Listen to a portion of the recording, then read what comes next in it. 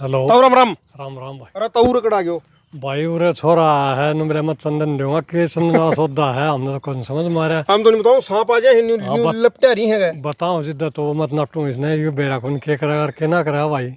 कौन समझ में आई के बात फिर ना चंदन वाली मेरा कौन समझ में ये छोरा है करेगा किस तरह के करना है। कुण सो सो लिया है ताऊ आजा भाई यो आ गया यो ताऊ बूट सूट पहन रहे है अब बोट शॉट पर है जिद्दा ता यो जिद्दा बतावांगे बूट इसने। सूट पहन रहे चंदन ने सांप तो डर लागे ना ना सांप तो डर नहीं लगा भाई। लोगों जागरूक कराएंगे। ये तो लोगों में भ्रांति फैला रखी है कि चंदन पर सांप आए हैं। ये तो भ्रांति इसलिए फैला रखी है चंदन की खेती ने कोई नुकसान ना पहुंचाए, चोरी ना करे। ये तो भ्रांति है। बाकी चंदन के पेड़ पर कोई भी सांप सूप नहीं हुए। अरे भाइयों दिए प्रेरणा दिया हाँ भाई चंदन की खेती करो और अच्छी खेती करो भाई। न्यू पार नहीं पड़ेगी सिंपल खेती बाड़ी करने में। पारा नीचे कुचल लो जाओ सांपा फड़न। हाँ बिल्कुल भाई। सांप सांपा ने देखा है, चंदन लगा के देखा है अब और दिखाऊँ भी का 2 4 5 साल बाद वीडियो और डाला है। चंदन के पेड़ जब बड़े हो जाएंगे वो भी दिखाओगे आपने। बाकी ये भ्रांति फैला रखे लोग हम भाई। बोला आएगी अन्य को नहीं मैं तू चंदन में सरप बनूं तेरे पेट ने खस के पकड़ ले वो रागनियम भी है यार ये इसी बात थोड़ी ना। और रागनी तो ठीक बना दी दुनिया। टाइम पास भी करना हो ना रागनी वाला ने। टाइम पास नहीं करेंगे तो रागनी कौन देखेगा। भाई ओनर तब मिला हूँ आपने ले भाई साहब एक बार ये है भाई अशोक इनके ऑर्गेनिक हरियाली के ओनर जी एक बार बताओ साहब सांप सूप को के सौदो हो। देख भाई सांप सूप का ऐसा कोई फंड को नहीं है भाई। सांप आवा है और सांप आओगे तो 300 पौधे तो मेरी नर्सरी पर लग रहे हैं और मेरे घर न हो रहा है वो 2 फुट का जो चंदन है वो हो रहा है। ऐसा सांप हो तो हमने घर ने भी छोड़ना पड़ा। नर्सरी पर मेरे 10 लेबर काम कर रहा है या भी कौन रहा है। ये सिर्फ भरम फैला रखा है मतलब ज़्यादा हमने इस चीज़ पे है ना जो पहले जो कहावत थी कि लिपटते रहे भुजंग वो बात होया कर दी। जिस तरह की मैं एक उदाहरण बता दूँ तो हमने जरा सोना गढ़ रहा हो ना उड़ा न्यू क्या कर भूत रहे हैं भूत रहे तो किकड़े रहे इसके भूत तो उस सोनाली जहाँ बड़े भूत रहे हैं। और आज के टाइम में है उस चंदन है ना एक मतलब जैकपॉट मान लो मतलब करोड़पति बनाने का ये सपना नहीं को नहीं। मैं कई बार वहाँ के सपना वाली बात हो ये हकीकत में है एक ज़बरदस्त चीज़ है। ताऊ जी तमने के ला गया हो रहा कि तमने न्यू ला गया कि सांप सूप लिपटे रहे हैं इस तरह की बात लगी दिक्कत कौन है हम तो लोग सुनोड़ी बताओ। हाँ मतलब सांप सूप का कौन लागे यार थारा लड़का है हम तो कौन देखा बाकी बताओ लोग उसकी तो तमना किस तरह खेच लिया है तमने डर कौन लागे जमा भी डर तो लगे मैं देखा खतरा आगे ने फिर बाद में देखने खातर आगे तम चलो आज थारा सारा भ्रम निकालेंगे। बताओ थारे मन में कि संशय है गे भाई बताओ साहब मत कोई शंका को नहीं बाकी जो क्वार्ट्स है उसके हिसाब में शंका से है। मन मन यूँ है कड़न कड़े भय आके भाई सांप रहे हैं मन में बात कोई ना सारी चीज़ तो हमने बारीकी तो बतावांगे। तो जो किसान देखने ला रहे हैं उन्हें बता दूं भाई ईसा किसमें कुछ भी नहीं है। आपका गांव एक बार हमने बता दो भाई मेरा नाम रमेश हो रहा है। गाँव बिधनोई भाई जी जिला भिवानी है भाई। बाकी ऐसी कोई बात नहीं है। किसान भाई है ना हमें ये प्रेरणा दें भाई ज़्यादा पेड़ नहीं लगाओ तो 2 4 पेड़ जरूर लगा के देखो एक बार। हाँ 4 5 साल अपने पौधे की परवरिश देखो उसके बाद में लगाओ भाई। डेमो करके देख ले करो भाई। इतनी आपसे भाई रिक्वेस्ट है करो एक बार तो ठीक है। बिल्कुल। तो आज आप चंदन के पौधे खरीदने आए हो ऑर्गेनिक हरियाली नर्सरी पे तो आपने चंदन के पौधे सबसे पहले तो चंदन के पौधे किसे दिखे और उसके बारे में तारा मन में कोई संशय हो तो जो हमारा फार्मर हैं आप भी एक फार्मर हो और आपका मन में यूँ संशय है भी वो होगा कि नहीं होगा ऐसा कुछ संशय तो आप जो हमसे पूछ सको ताकि फार्मरान में वो बात शेयर हो जाए। भाई ऐसा है कि मैं काफ़ी नर्सरियों में विजिट कर चुका हूँ जी बाकी मेरे को जो ये यहाँ पे पेड़ दिखाई दिए चंदन के जी इतने साफ सुथरे नीट एंड क्लीन ग्रीन पेड़ मेरे को कहीं दिखाई नहीं दिए। जी यहाँ पेड़ की जो क्वालिटी है जो पेड़ की जो ग्रोथ है वो अच्छी क्वालिटी है। जी तो यहाँ पे जो पेड़ की हाइट है और नर्सरी के मुकाबले काफ़ी ज़्यादा है। ज़्यादा है हाँ तो मेन चीज़ यह है यहाँ पे प्रत्येक तरह का गाइडेंस भी मिल रही है। हम मैंने फ़ोन से कई बार टाई अप भी किया अशोक जी से जी तो अशोक जी ने मेरे को प्रत्येक चीज़ के बारे में गाइडेंस किया है। जी तो मैं इस बात से सहमत हूँ कि आज चंदन के पेड़ खरीदने के लिए मैं नानगांव में आया हुआ हूँ अशोक जी की नर्सरी पे।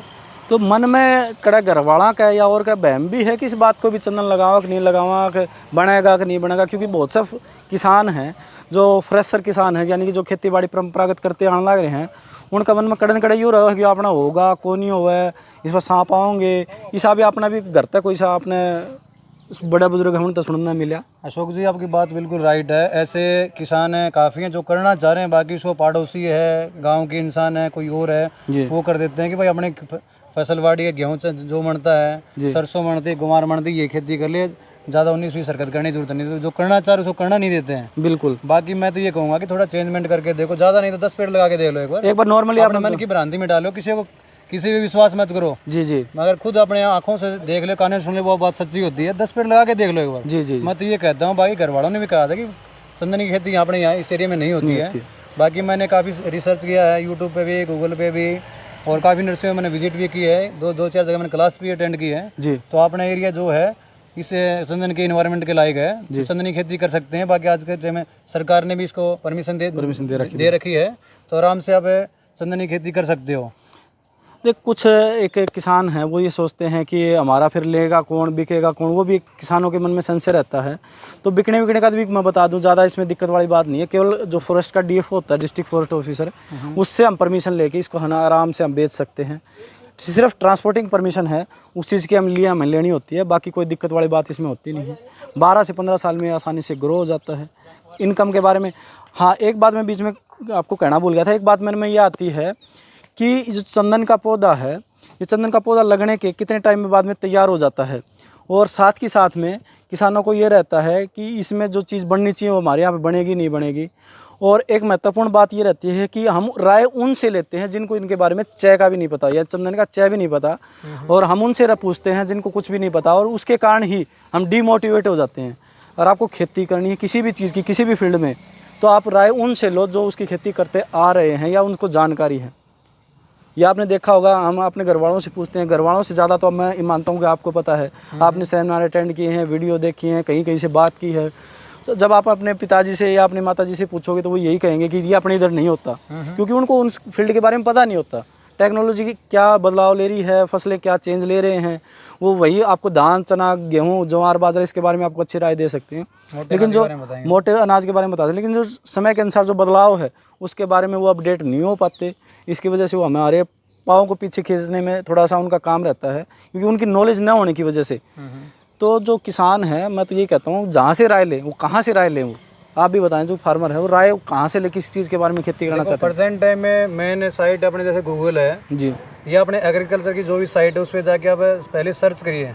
सर्च करने के बाद में फिर किसी इंसान पे विश्वास कीजिए जी। कोई इंसान वर्बली बोलता है उसकी बातों में विश्वास मत कीजिए जी। सरकार का नोटिफिकेशन भी जारी होता है, सरकार गाइडलाइंस भी जारी करती है जी। और गूगल पे, यूट्यूब पे, आजकल सोशल मीडिया का युग भी है, प्रत्येक जगह पे रिसर्च कीजिए, जगह जगह सेमिनार अटेंड कीजिए। अपने near by agriculture university Hisar है, वहाँ जाके आप क्लास ले सकते हो जी। तो वहाँ पे जाके रिसर्च करने के बाद में ही फॉलो करना है, ऐसी कोई बड़ी बात नहीं है। आज के टाइम प्रत्येक चीज़ें अवेलेबल हो जाती हैं आसान, और जिस आदमी जिस लाइन में जिस फील्ड में है उससे राय लें, उसी से राय लें। ये नहीं कि जिस आदमी ने खेती करी नहीं रखी, एक पेड़ ही नहीं लगा रखा है, उससे हम राय लें, उससे हम लेंगे, वो नुकसानदायक है जी।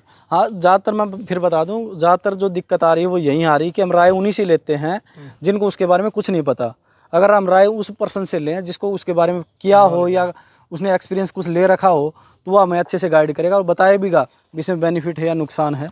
तो जिस भी चीज़ की, अकेली चंदन की बात नहीं कर रहा मैं, किसी भी फील्ड में अपना बाग लगाना है, खेती करनी है, जैसे इसके बारे हमारे यहाँ मूंगफली की खेती काफ़ी हुई है, तो जो लोग डाइवर्ट हुए हैं, कपास से, नरमा से जो गुलाबी सुंडी थी उससे लोग डाइवर्ट होके मूंगफली खेती पे आए हैं। मक्का खेती के लिए लोगों का थोड़ा थोड़ा रुझान बना है। तो जो लोग परंपरागत रूप से करते आ रहे हैं, हमें उनसे राय लेनी चाहिए ताकि वो अच्छे से गाइड करें। और आपने भी काफ़ी अच्छी पहल की है, जो इस इलाके में बैकवर्ड जो एरिया बोलते हैं, हरियाणा का जो बैकवर्ड एरिया बोलते हैं भिवानी डिस्ट्रिक्ट को, जहाँ रेतीली मिट्टी है, राजस्थान के टच वाला एरिया, वहाँ पे आपने चंदन लगाया है, लगाने की सोच रहे हो। और हमारे यहाँ नर्सरी आपने पूरा विजिट करके देख भी लिया है कि चंदन के पौधे कितने अच्छे से ग्रोथ कर रहे हैं। तो और फार्मरों को और क्या राय देना चाहोगे एट लास्ट? मेरी यही रिक्वेस्ट है प्रत्येक फार्मर से जी कि पहले किसी की सुनने से पहले, उस चीज़ को मानने से पहले प्रत्येक जगह जाके विजिट करो, उस चीज़ को रियलिटी जानो, उसकी रियलिटी क्या है जी जी। और ज़्यादा नहीं तो अपने घर पे जगह है तो 1 पेड़ लगा लो, अगर खेत में जगह है, मैं कह रहा हूँ कि 100 पेड़ मत लगाओ, 10 पेड़ लगा लो। 10 पेड़ से शुरुआत कर सकते हैं। 5 साल में उसकी ग्रोथ देखी, उसके बाद में अपने हिसाब से अपने जिस मुआयना करके 100 पेड़ लगाने हैं, 200 लगाने, 1 एकड़ लगाना, 2 एकड़ में आप खेती कर सकते हो। ये घाटे की खेती नहीं है। कई किसानों के मन में संशय होती है कि अगर हम खेती कर लेंगे तो खरीदने के लिए कौन आएगा जी। तो ये संशय ज़्यादा अशोक जी लोगों के मन में बना हुआ है कि हम खेती कर लेंगे तो हमारी लेगा कौन। ये दिक्कत है थोड़ी। इस दिक्कत का मैं समाधान बता दूं कि जो अपना एरिया यहाँ धान की खेती नहीं होती, मोटा मोटी एग्जांपल के लिए बताते हैं, धान की खेती नहीं होती। अगर हम यहाँ पे कुछ चिराग लेके ढूंढने लग जाएं भी हमारा धान कोई ले ले, तो आपको नहीं मिलेगा, क्योंकि यहाँ होता नहीं।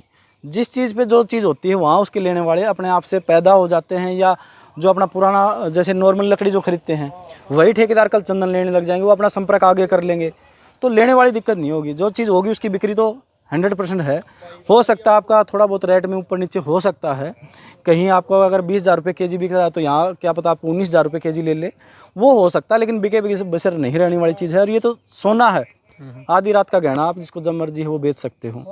भाई किसान भाइयों, ये है, आपसे मैं उम्मीद करता हूँ कि चंदन की खेती लगाइए। बाकी प्रेजेंट टाइम में जो रेट चल रहा है, आप गूगल पे सर्च मारिए, मेरी बातों में विश्वास मत कीजिए। जी जी मगर जैसे चंदन का पेड़ आज लगाएंगे तो 15 साल इसमें ऐड कर दीजिए, तो मे भी में 2040 जी तो हर साल महंगाई बढ़ती है तो पेड़ की कीमत भी बढ़ेगी, घटेगी नहीं। जी जो आज का रेट है उस हिसाब से 15 साल उसमें काउंट कर लीजिए, जी तो आप हिसाब लगा लीजिए मोटा मोटी एक पेड़ की कीमत क्या रहेगी। जी हमारी बातों में चलो आपको विश्वास नहीं हो रहा है, बाकी गूगल पे जाके और एग्रीकल्चर की जो साइट है नोटिफिकेशन, उस पर जाके आप इसका रेट देख लीजिए पर केजी क्या है, उस हिसाब से आप खेती कीजिए।